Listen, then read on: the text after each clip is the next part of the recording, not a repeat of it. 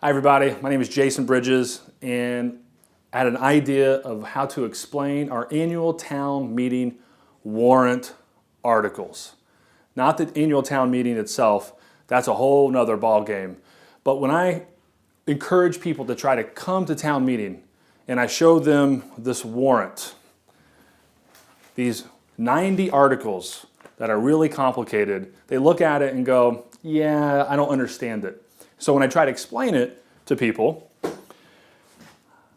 I found it very difficult. I'm in it, I'm an elected official, I've been going to town meeting for 10, 15 years, but when I try to get new people to come, it was hard for them to understand it. So I started breaking it down into coffee examples. So this year, our town meeting, we have 90 articles. But wait, let's back up first. What's a town meeting?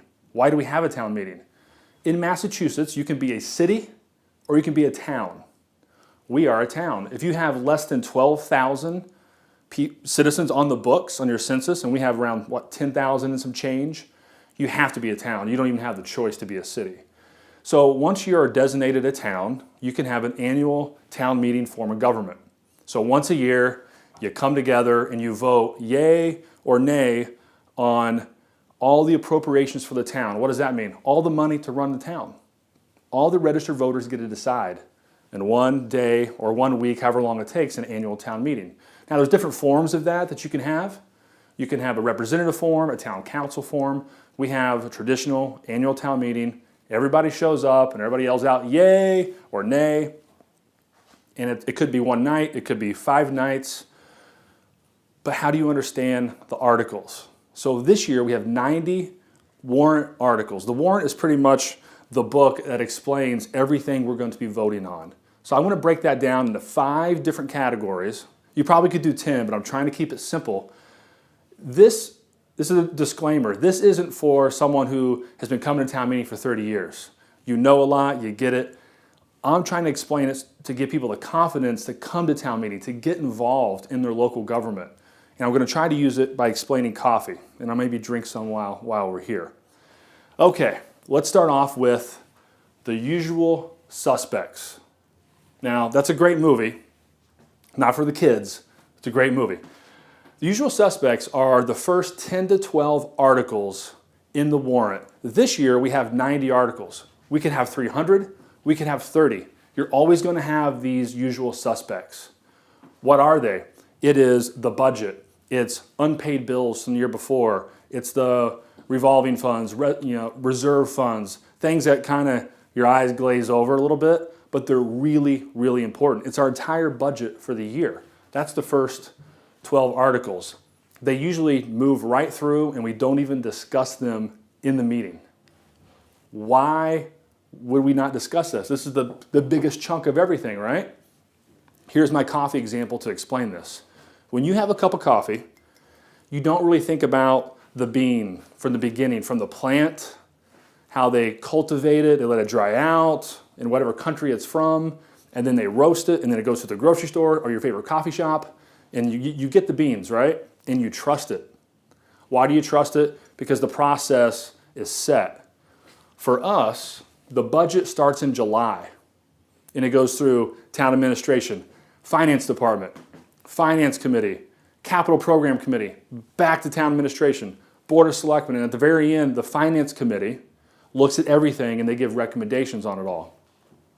So this is vetted really, really well. And so you trust it. Every once in a while, a citizen will call this and say, hey, I'd like to talk about something specific in there, but it's not usually talked about for 4 or 5 hours. Not at our town meetings, not on Nantucket, maybe other towns. So that's my coffee example for The Usual Suspects. There's lots of documents that you can look at before it gets to town meeting. But trust me, it is the magnifying glass on these first 12 articles is tight. I mean, it is, I can't tell you how much it's looked at. Okay, so you got The Usual Suspects, we're moving on. And we're not doing these in order, I'm just trying to break them down in concept. The next one is zoning bylaws. My coffee example for this is, you're standing in line at a coffee shop, and the person in front of you orders a triple latte, skim milk, extra hot, 2 shots of vanilla syrup, and they go on and on and on, and you're like, oh my gosh, That's so specific. I don't care about your cup. I just want to go up and order my coffee. That's how I feel zoning is, because when you're on the west end of the island and there's a zoning bylaw change in a town meeting out on the east side of the island, your eyes kind of glaze over. You don't really care about this person's really specific coffee. Now, this doesn't explain actual zoning. Zoning is what the municipality or the government uses to kind of control how you use the land, right? I could do an hour trying to explain zoning. It's complicated. The planning board usually puts in their articles that's in correspondence with their master plan.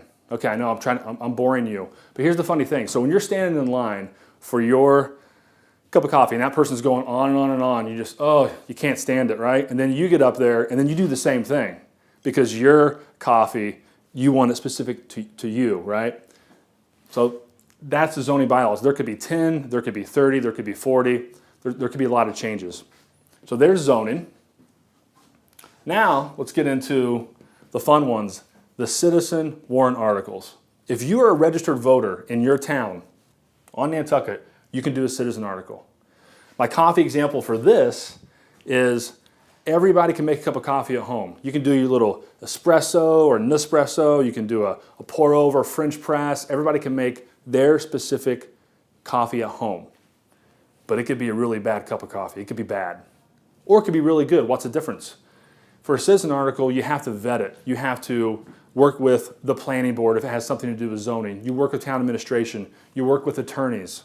One thing the town does, I think 2 days in, I want to say, don't quote me on this, October, somewhere in October, maybe November, they bring in the town council and they offer it to all the citizens who want to do a citizen warrant article to run it through an attorney to make sure that it's kind of legally binding. Because you don't want to do a citizen article and it can't be, you can vote on it and it could be pushed through, but it doesn't work because it wasn't written correctly. So that's a citizen article. What's interesting is a citizen article can be a zoning bylaw. It can be something against the usual suspects. It could be a home rule petition, which we're going to get to. It can have to do with real estate, a bylaw change. A citizen article can be anything. And that's the cool thing about a town meeting is anybody can do one of these, right? It's a little different with the city and a mayor, not as easy. So that's a citizen article. All right, HRP, home rule petition or home rule provision. What is that? Now, I don't have the best coffee example for this one. I thought for a while, but I think you understand it this way.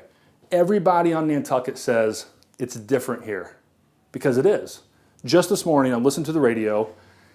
Chatham and Dennis and a bunch of communities on the Cape are all getting together and working on watershed and water quality problems, and they're collaborating using the resources for this one goal. We don't have that here.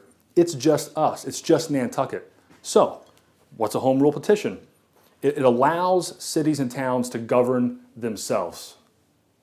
So this allows any community to make their own type of coffee that they want, but it has to go through the state legislation process. So the balloons a couple years ago, there was a home rule petition on outlawing balloons. Now, there's questions on how do you enforce that? How do you find somebody?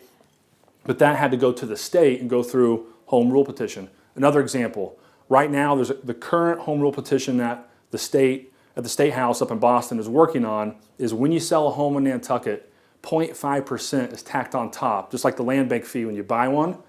When you sell it, 0.5% is tacked on top, and that goes to a housing trust fund. No other community has done that in the state of Massachusetts. So it has to be a home rule petition. They usually take a long time. Our representatives don't really like home rule petitions because they really get bogged down. They have to go through all these committees. So home rule petitions, there could be one in a warrant in a town meeting, or there could be 10 of them. And so usually they're pretty controversial, and they have to go through the state to get approved, the Attorney General. Okay, I kind of shoved all these into the last category, real estate and general law. If you want to do a bylaw change, you want to change the general laws, it has to go to the Attorney General, or real estate. My best example for this is currently on Nantucket, we are building a new fire department. Well, the current fire department, once they're moved, what do we do with that land? if we wanted to sell it, we the town, let's say the Board of Selectmen, town administration says, we're going to sell it to a nonprofit. We're going to sell it to the highest bidder. That has to go to town meeting. We just can't sell it to anybody. Town meeting has the approval of what is used with that land. So that's another very powerful thing. The town can't sell any of its land. And I believe you can't buy any land either. But this is where, the two things at a town meeting is you decide all the appropriation. Where's all the money going to, right? If you want to build a new bike path, it has to go through this process. And then in general law, any big bylaw changes. And that's where I need to be an attorney. I need to go to law school to really explain that really well. So why know all this? I think if you've never been to a town meeting, I hope that this can allow you to understand it a little better, so when you go in, it's not overwhelming and you kind of get lost. I would like to do another video or explanation of actually how town meeting works. Calling an article, it can get a little confusing when you're in the middle of it, but I also love that you have to raise your hand to sit there and everybody sees if you vote for something or not. Some people don't like it, but I think that's pretty cool. I grew up in Indiana, we didn't have stuff like that. Everybody had mayors, so I think that's pretty cool. So I hope this helps a little bit with understanding the Warrant article. So when you have 90 or 120 articles and it really are hard to understand and explain, at least you can understand which category it goes in and what it means to you.